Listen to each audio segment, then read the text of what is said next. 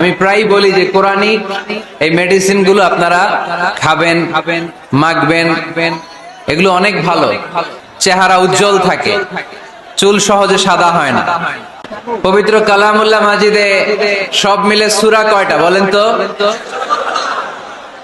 কয়টা? এর মধ্যে সবচেয়ে বড় সূরার নাম কি? কি নাম?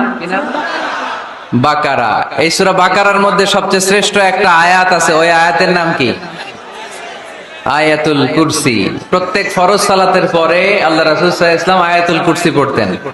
মান ক্বারা আয়াতাল কুরসি দুবুরা কুল্লি সালাতিন মাকতুবাতিন লাম ইয়ামনাহু মিন দুখুলিল জান্নাতি ইল্লাল মাউত। প্রত্যেক ফরজ সালাতের পরে যে ব্যক্তি আয়াতুল কুরসি পড়ে তার জান্নাতে যাওয়ার ক্ষেত্রে আর কোনো বাধা থাকে না, একটা জিনিস ছাড়া, সেটা হচ্ছে মরণ। লোকটা মরে না তাই জান্নাতে যায় না, মরলেই জান্নাতি। এটা পড়েন আপনারা? পড়েন না কারা কারা দেখি? আপনারা পড়েন না? কাল থেকে পড়বেন ইনশাআল্লাহ। পড়েন। আমাদেরকে অনেক সময় জিন ভূত আসর করে না? আসর করে। কিশোরগঞ্জে বোধহয় জিন ভূত কম না? আছে? তো জিন ভূত যাদেরকে ডিস্টার্ব করে তারা বেশি বেশি আয়াতুল কুরসি পড়বেন। আল্লাহ রাসূল সাল্লাল্লাহু আলাইহি ওয়াসাল্লাম বলেছেন সূরাতুল ইখলাস, সূরাতুল ফালাক, সূরাতুন নাস, এই তিনটা পড়ে ফিস সাবাহি ওয়াল মাসা, সকাল সন্ধ্যা, ওয়া ইনদামা ইয়াযহাব ইলা ফিরাশি, আর যখন বিছানায় তিনি ঘুমাতে যেতেন এই তিন কুল পড়ে আল্লাহ রাসূল সাল্লাল্লাহু আলাইহি ওয়াসাল্লাম হাতে ফু দিতেন। আর ওই ফু দেয়া হাতটা মাথা থেকে মুছতে মুছতে পা পর্যন্ত মুছতেন। It's a protection from your lord. এটা আমাদের রবের পক্ষ থেকে একটা প্রোটেকশন। সুবহানাল্লাহ পড়েন। We should take this protection every day at morning and evening. শয়তানের ওয়াসওয়াসা থেকে, জিন ভূতের আসর থেকে বাঁচার জন্য এই প্রোটেকশন আমাদের নেওয়া দরকার।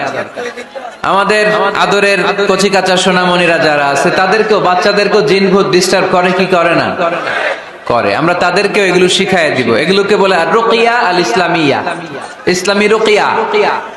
এই ঝাড়ফুঁক করা সুন্নাহ। আল্লাহ রাসূল সাল্লাল্লাহু আলাইহি ওয়াসাল্লাম নিজেও ঝাড়ফুঁক করতেন। একবার সেজদারত অবস্থায় আল্লাহ রাসূল সাল্লাল্লাহু আলাইহি ওয়াসাল্লামের হাতে একটা বিচ্ছু পোকা কামড় দিল, তিনি খুব ব্যথা পেলেন। আম্মা জান আয়েশাকে বললেন লবণের পানি গরম দাও। আল্লাহ রাসূল সাল্লাল্লাহু আলাইহি ওয়াসাল্লাম কোরআনের আয়াত পড়ে ফু দিলেন, লবণের পানি ঢালা শেষ, ফু দেওয়া শেষ, আঙ্গুলের ব্যথাও শেষ। তো এভাবে নিমিষেই আমরা সুস্থ হয়ে যেতে পারি। কোরআনের দেয়া যত যত পদ্ধতি আল্লাহ তাআলা আমাদের জন্য প্রেসক্রাইব করেছেন, এটা আমাদের কল্যাণের জন্য দিয়েছেন। আমরা অনেকে অসুস্থ থাকি, আপনারা মধু খেতে পারেন, বেশি করে মধু খেলে আপনি সুস্থ থাকবেন।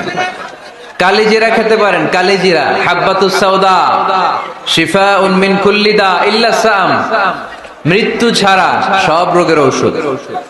কালিজিরা পাওয়া যায় কিশোরগঞ্জে। কালিজিরারে কি বলেন আপনারা? মাশাআল্লাহ, কালো জিরা। আপনাদের ভাষা অনেক সুন্দর।